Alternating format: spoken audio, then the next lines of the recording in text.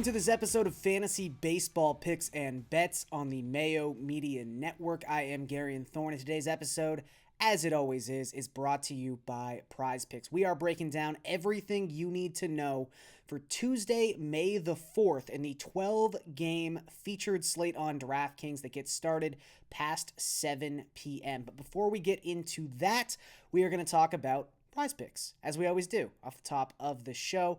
And if you guys don't already know, you can head on over to prizepicks.com, use the promo code MMNMLB to get your first deposit matched up to $100. So make sure you do that before you go and play these two guys on Tuesday. I like both these gentlemen to go over their prop for fantasy points, starting with Carlos Santana. I think the Royals in general are in a great spot on Tuesday's slate.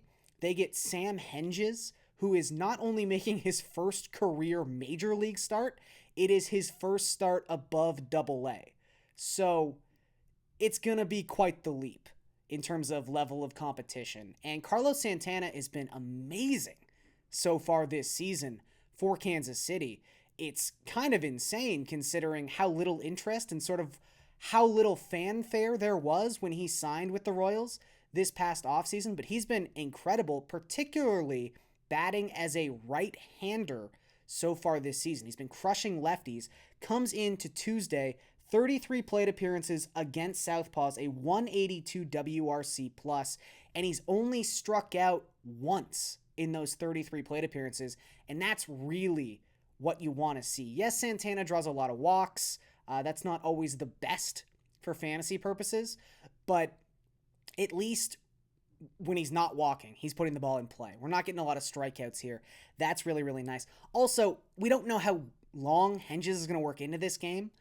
The appearances he's made so far have not exactly been lengthy, so he might not even make it a third time through this order, and that's fine with someone like Santana because he's a switch hitter, and he's also been hitting really well as a left-handed batter so far this season. Not quite as well as he has as a right-hander, but still very well. So Santana fits that perfect archetype of a guy you can go after in a quote-unquote bullpen scenario, and his fantasy point prop is just 7 fantasy points. I thought it would be a little bit higher, so I definitely like the over on that one. Another over I like is Bo Bichette of the Toronto Blue Jays going up against the left-hander Cole Irvin of the Oakland Athletics. I have to give Irvin some credit. I've basically been stacking against this guy every single time he's pitched so far in 2021, and he has been pitching relatively well recently. Got off to a bit of a rocky start his first 2 outings of 2021, but it's been a lot more smooth lately. Still,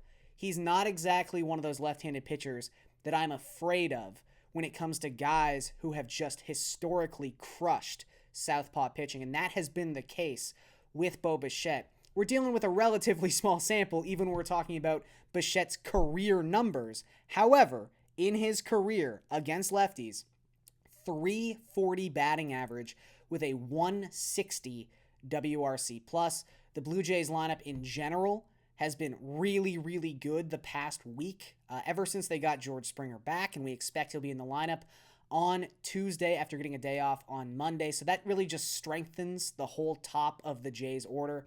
I think Bichette's in a really nice spot, and his fantasy point prop is just 7.5. Guerrero is also sitting at 7.5 on Prize Picks.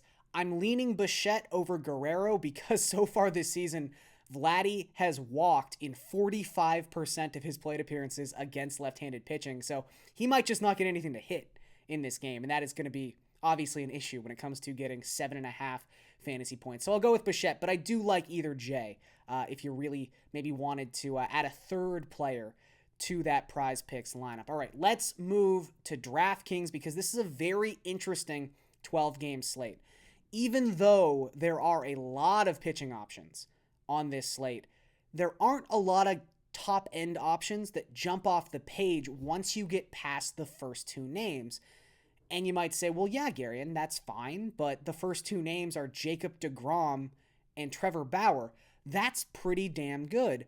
To which I would respond, all right, but each of those guys has an asterisk when we're talking about Tuesday's slate. DeGrom, it might be nothing. It might be something. You guys will know more than I do right now because that's how time works.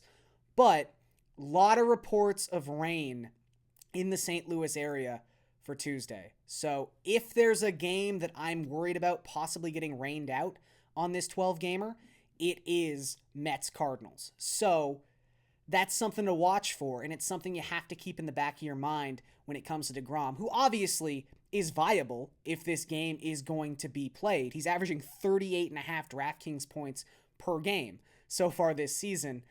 He's fantastic. I don't really need to go into too much depth about why Jacob DeGrom is good.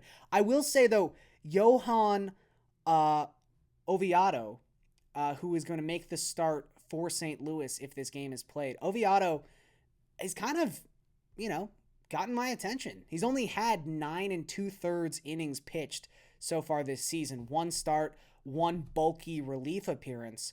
But in that span of time, he struck out 11 batters. The velocity is there. He's got stuff. And his swinging strike rate is 17.9%. Someone like that, for as cheap as he is on this slate, 6,600, with that sort of strikeout upside and potential, I think you have to take a serious look, especially considering the Mets so far this season against right-handed pitchers have just a 120 isolated power. That is the second lowest mark in all of baseball. And if the stats aren't enough to convince you that this is a pretty good matchup, the narrative, we all know the narrative surrounding the Mets and Jacob DeGrom, they never get the guy run support. That's not the reason I'm looking to play Oviedo in this game, but you could come up with worse reasons. And again, the Mets have just been struggling on offense in general. It has nothing really to do with Jacob DeGrom. Just not a lot of power so far this season against right-handed pitching, despite the fact they have all those left-handed bats near the top of their lineup. So I do like both pitchers in that game if it's played, but again, you have to keep an eye on the weather situation in St. Louis. When it comes to Bauer, that's going to now be the second game of a doubleheader on Tuesday. So this isn't really that big a factor when it comes to starting pitchers in 2021 because not many guys work past the 7th inning anyway, but there is a slight cap on Bauer's fantasy point ceiling because he won't be throwing more than 7 innings in that game. So that is something to also consider in that matchup against the Cubs. Someone who doesn't come with an asterisk, aside from the fact that he is just Nick Pivetta and everything that Nick Pivetta brings to the table. Let's talk about Nick Pivetta, because you kind of have to. He's $7,900 on this Tuesday slate. It is a great matchup against the Tigers. The Tigers, let's get ready for 5 more months of talking about how great a matchup the Tigers are for mid-range DFS pitchers.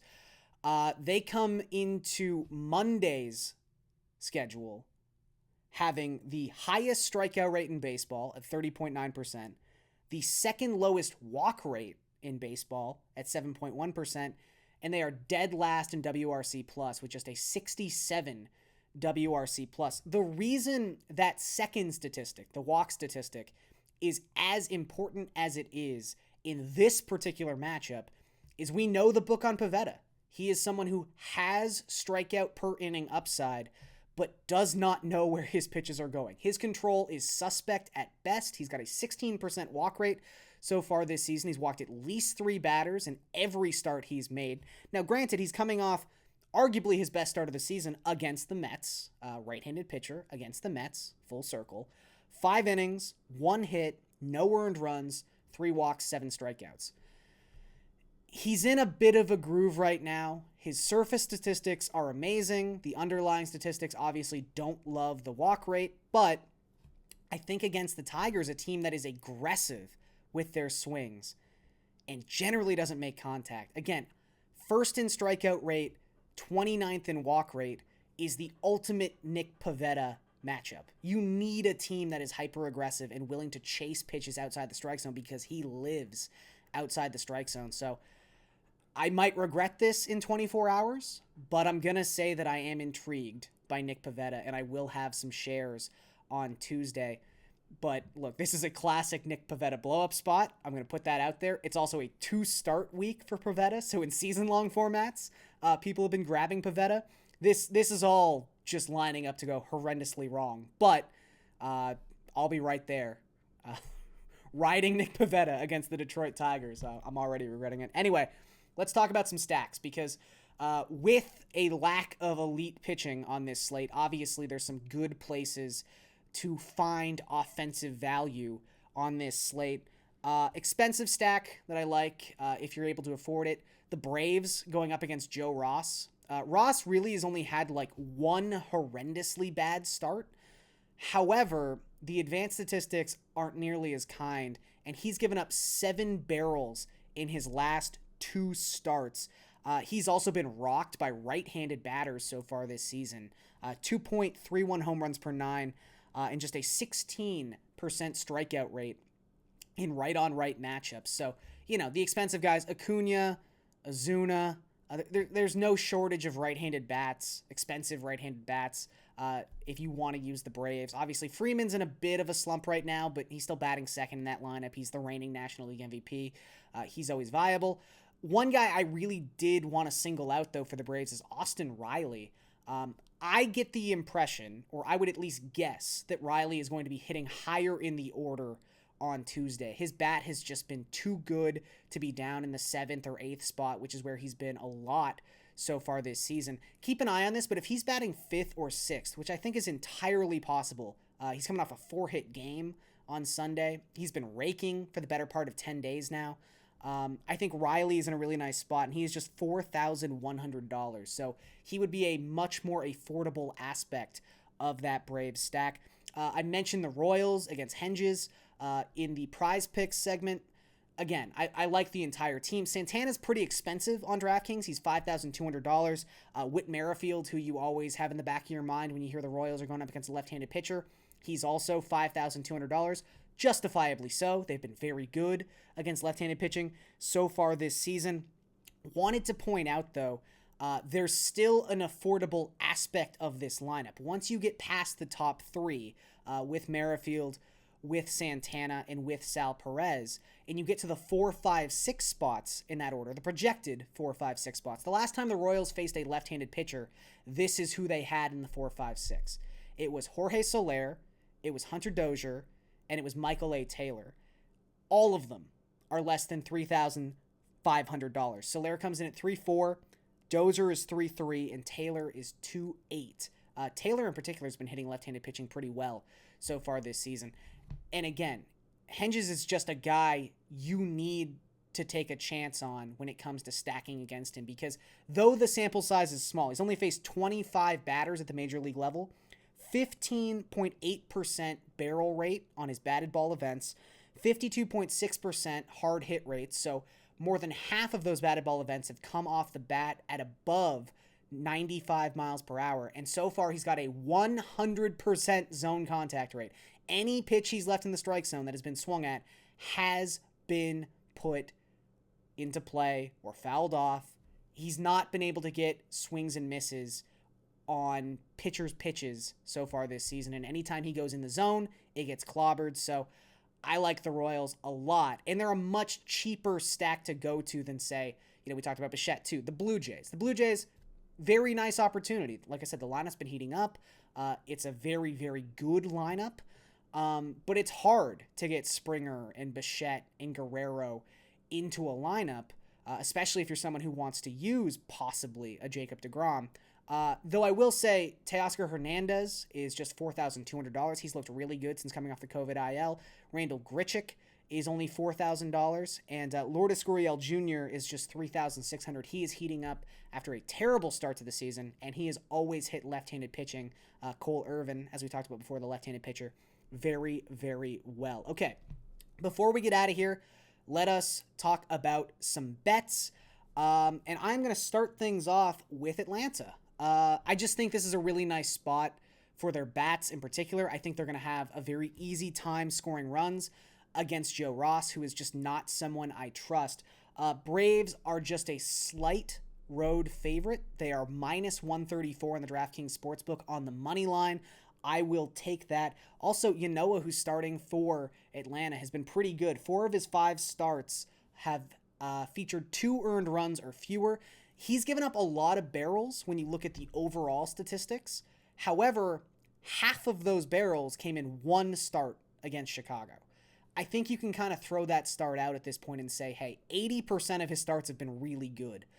So I think he brings a high floor to the table, and the Braves offense brings a really high ceiling against Ross. So I will take them on the money line at what I think is a pretty short number. And then Texas against Minnesota, I'm going to take the under 8 runs at minus 106. If you had told me a month ago I was betting the under on a Kyle Gibson J Happ start, I'd have called you crazy. However, I just got to keep riding Kyle Gibson because it keeps working. You can't expect this guy to give up any runs right now. His last 33 innings pitched, he has given up 3 earned runs. The numbers are incredible. 2.57 FIP, even though he gave up 5 earned runs in the first third of an inning he pitched this season. The WOBA, the expected WOBA, it's all really, really low. So I think Gibson does his part to cool down a Minnesota offense that is starting to heat up. I think he can keep them under wraps. And then Texas, I like left-handed pitchers going up against the Rangers.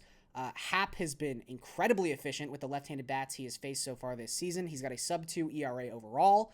And while the advanced metrics don't really back that up, he's pitching pretty well. And the Rangers struggle against left-handed pitching primarily because they have to bat their left-handers against the southpaw. They have the most left-handed plate appearances against left-handed pitching so far this season. So I think that game goes under. Again, that is minus 106.